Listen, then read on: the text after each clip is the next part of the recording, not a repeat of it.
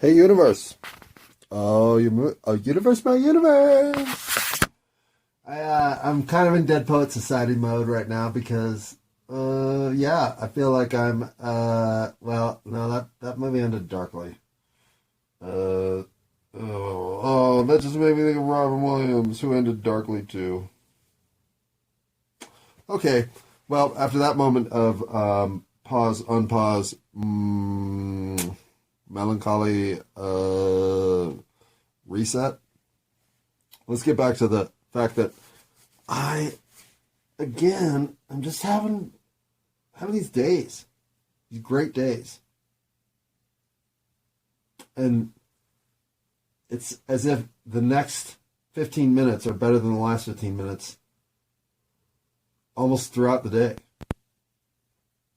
And I'm definitely at a peak right now as I sit at 9:33. Is it 9:33? Yes, indeed. It's 9:33 on the 23rd of December in the year, well, the year's all bullshit. But that does make it 12/23/22 at 9:33. I suppose there's a lot of numerology working there, right? Probably. I don't know. Seems like it. Seems like a good hand to have in cribbage. I know that much. Pause. And I'd have to say on my list of best unexpected outcomes this year, personally, I didn't realize there was such a club of real people. And hang on, let me finish this before I explain what I mean. Pause. Okay. Damn, what was I talking about? Shit, hold on. Oh yeah. Okay, the club of real selves. Having been a phony most of my life. Wow, what does a phony make you?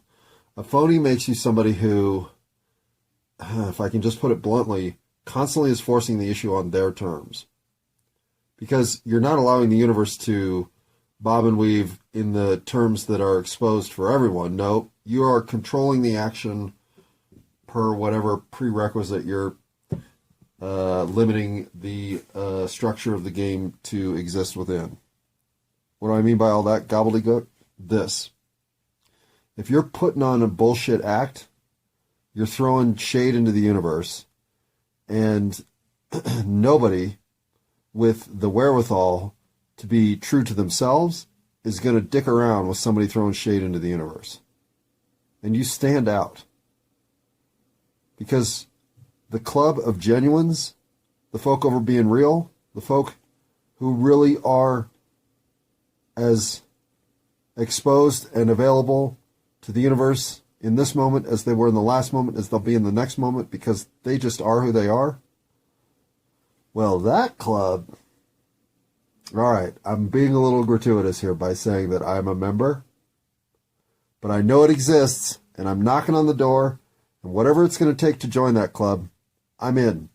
Because that club, that feels like the ultimate club to be in, period. I do like to say period a lot, like that provides some level of double emphasis by punctuating the end of my thoughtful sentence. I can now convey to you that this is where we're going to stop at this point, period. Pause. Sometimes I judge how much I got out of any mental exercise by the number of yawns that follow as soon as I take my first break. I've been working this this list of questions for about, I'm going to say probably 2 hours. Hang on.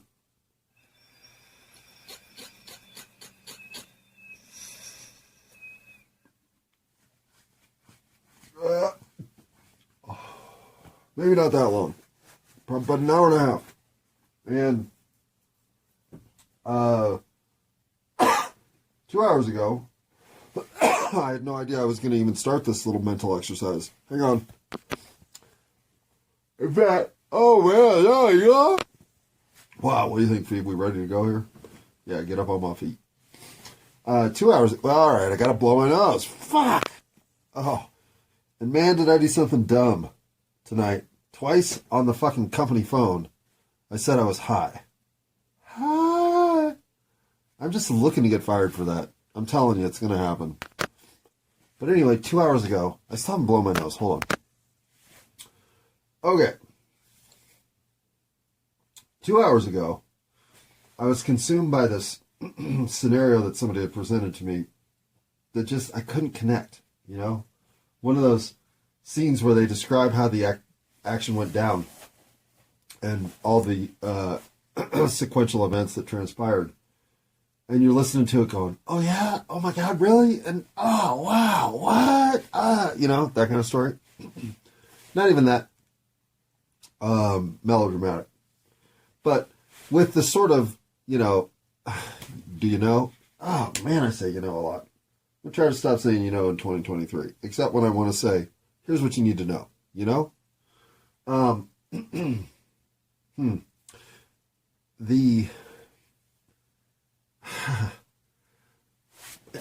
don't know if anybody else in the universe is like this, but I am so like this that of course tonight went like this.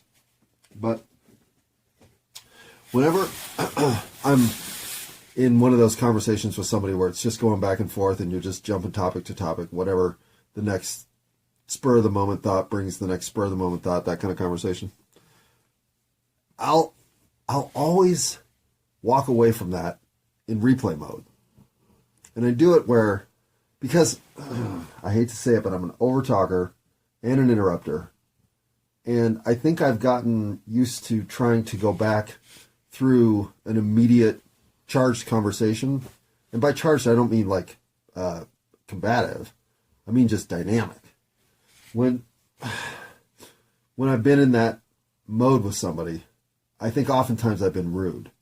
I've overtalked them. I've interrupted them. I've done something, answered a question that I asked them for them. I mean, shit, man, I can be a real dick in conversation. But it's because I'm so engaged, I can hardly contain my enthusiasm in great conversation. And I've really learned to temper this a lot. I used to be a lot worse than I am now. But I know now I still can overexert my conversational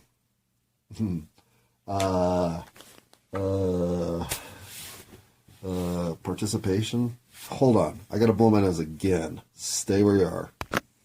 All right. Thanks for staying where you were. And I apologize for that, because if I can't tell you what I think you should know, then why the fuck am I telling you where to stay? You're not a dog. And even a dog, I don't tell where to stay. Fuck, man. I am just off the rails. What was I talking about, Phoebe? You remember? I guess not. Okay. I better pause and figure it out. Right. Being a rude conversationalist. So when I replay these exchanges back, oftentimes I'm looking for places where I was that, in some capacity, a rude conversationalist. And I knew at the beginning I was being this way. I was trying to slow down, and oh man, I hear myself say things like, oh, and so you mean this? You know, like speaking for somebody even, oh God, oh. But there wasn't a lot of that. In fact, for the most part, I thought the exchange was lively and fairly even. I didn't think there was any. I'll oftentimes walk away from a conversation like that feeling like I led the whole thing, or I was the only redirector involved. But neither of those conditions were in play, and in fact, what it did was it was the sort of introduction to some life notions that just left me further curious, and yeah, just filling in gaps where the story was factually cooperating. You're like, well, okay, well, if that happened and that happened, then what's got to be the story between there? Because that's got to be kind of interesting too. That kind of exchange is basically what I was decompressing. And yet there was one point of information in the whole conversation that I couldn't let go of. No matter what I was sort of replaying in my head, I kept coming back to, yeah, but what the fuck was that about? And I'm not going to share this moment because Why would I? But in that space, I started getting creative waves because I started thinking about what other things the conversation had led me to be uncertain about. And having gotten a little more insight into some of the specialty areas of emphasis personally for this person, instead of animalistically for this animal. Well, obviously I got animal in the brain because it spontaneously combusted the perfect idea for what I was trying to kick around and whiteboard into some sort of crystallization of, I don't know, proper procedure and technique. None of that had to happen because all of a sudden I saw exactly what to do. And I haven't had that level of inspirational moment. Well, gosh, no, I have had that. I've actually had that level of inspirational moment a lot lately. But to recognize it in real time, yummy. I think that's time for some other yumminess. Pause me for just a second. That would be all right to back. And I gotta say, like, as soon as the... Now this is... And this is only interesting to me, so everyone else, fast forward, stop, pause, whatever you gotta do, but I'm about to mentally masturbate all over myself. But first I gotta hit this fucking bong, so give me a second. And no, I don't need a towel.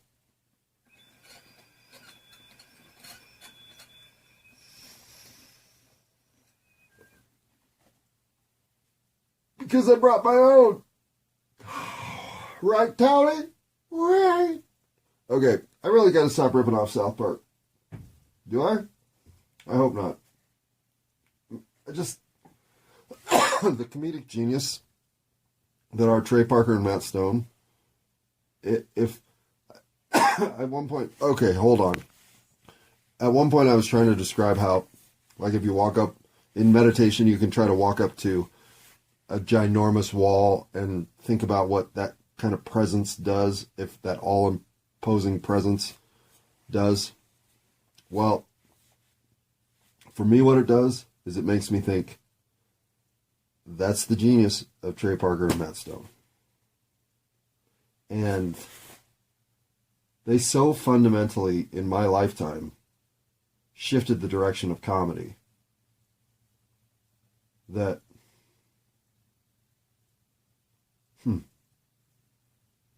they might be my greatest comedic icon on Mount Rushmore. And I think Dave Chappelle has been as influential in maybe a smarter way. But the body of work for Parker and Stone, it's just ginormous and it's phenomenal. So, anytime I make a South Park reference, it is with the deepest respect and in the most purposeful vein of homage I can imagine. I just recently watched Bigger, Longer, and Uncut, and there's just genius all over everything they do. So, what do you think, Tally? We high enough? No way, man. See, that's not even Tally. I'm just making shit up at this point. Pause. I mean, for fuck's sake, they do the voices. Do you know? Oh, God, they're talented. Right, God? Right? Yeah. Wait, is God a she? Yeah. Is Tally God? Maybe. I'll tell you what. You prove to me that Tally isn't God, and then we can move the discussion forward from there. But until I see some of that evidence, I'm just going to go ahead and assume that Tally is God. And I think that's an assumption that we should all be making. Don't you? Pause. Okay, so back to the idea. This is a part of the mental masturbation where if you're going to participate here forward, I really think it's your fault. Again, from here backward, it's your fault too. But now going forward, I'm telling you, this part is probably going to suck. Understood? Great. The idea here dawned on me in the form of one single question. What's the least likable animal? Because flooding my head was an entire collage of splatter, cuteness, and Disney character animal relevancy that wasn't really going anywhere. I was just kind of bathing in it, in this sort of informational network that I was now connecting into in minute capacity. So minute that, of course, I'm overwhelmed by and awash in this territory, which is unfamiliar to me, to think, okay, but what about the unlikable one? You know, almost a rubber band reaction of, oh, okay, I've had enough. Now tell me about the opposite. And that, my friends, was the Mayan Codex moment of, what if they're all the same? They're just symbolically different. It's a substitution pattern. Well, no, but counterintuitively, it's a, well, what's truly interesting in the animal world pattern? From my perspective, which of course is about the least coherent perspective when it comes to Earth's biology and ecosystems that you can bring to the table. And if that's not a recipe for how things are my fault, well, then what is? Okay. But this idea got better the more I worked on it. And I told you I've been working on it for at least 90 minutes, maybe closer to 2 hours. And I like it so much now. Oh, I don't want to spoil it, but I do want to share it. You know what I mean? It's like one of those things where it's like, oh, how am I going to hold on to this for 2 weeks? How am I going to hold on to this for even fucking 2 hours? Oh my God. I'm so happy with where it went. I got to pause and take a bong and celebrate. I mean, if we're going to be fair, Phoebe's been awake for this whole thing. When was the last time Phoebe was awake for an entire podcast? Huh, Phoebe? Has it even happened? Literally. And I think Kitty's even in here. Oh, nope, Kitty's not. Ah, fuck Kitty. And this idea has the subtext spawning generational ideas potential to create an entire context of new informational quirks to point out, I guess. Or just, oh man, I love thought mental games. And I love the ones that in some way, shape, or form are helping illuminate?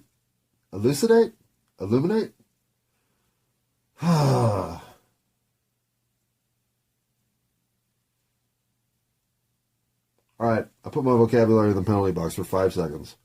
I'm going to speak in simple terms because there's no reason for me to be complex and using words incorrectly.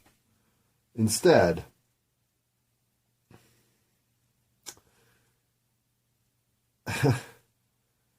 I love feeling connected to the clever and escalating harmony vibe of the universe. I like getting one-upped in the clever game because if I can one-up and one-up and one-up and one-up, I don't even know how high we can go. And I think today's theme of trying to imagine the ceilings I've put in place for myself that don't even exist. There's no ceiling for how much kindness I can show. It's infinite. There's no ceiling for how much curiosity I can share with somebody who, in their own way, has brought that level of curiosity to the game too. I can one-up curiosity to the top of Mount Everest. And then, since we've seen that, what else do we need to go see? Because my curiosity's got the best of me. And I love feeling like I learned 6 things today that I didn't expect to even cross paths with. Just a dynamic life expressing itself simply in a way that's appreciated because I never miss what's happening in the now. Nor do I ever overestimate what I can plan for the future. If I take care of the now in the immediate future, longer term things will start to reveal themselves in patterns. And I think some of that's happening here at the end of year one. And I don't even think it's really the annual shit. Like, you know, I know I'm pressing here at the end to try to get to the 53rd episode on January 1st, and I actually think I'm going to make it. Shockingly, I've had enough to say so far. Now, I'm sure I just screwed myself karmically with that little commentary, but I won't compromise the content for no reason, just to get to the 53rd episode. But I'm so full of ideas coming out of today. I'm literally incapable of getting them all written down fast enough not to lose a bunch of them. So, how good does that feel? Overwhelmed by my own creativity in a capacity that I just can't even corral all of it. I just have to watch some of it fleetingly come and go with the idea of, oh yeah, that'd be cool. Oh yeah, that too. Oh, that'd be clever. Oh, fuck, what was I just thinking? Let it roll over me. But getting back to how the kernel of the idea turns into the progression of the thought, into the thematic escalation of the concept, into the perfect presentation of how it should work. It started with one question. What's the least likable animal? So, what do I mean about how ideas, how they gain ground, how they gain presence, how they morph into something bigger, how they gain traction, and then once they have some stability, they can take risks, and once that risk proves fucking fertile, now all of a sudden you stretch this idea into something amazing. Well, that seems like another ceiling we could do without. My amazing meter is going off today like I can't remember it going off in a long time, maybe ever. How's yours been?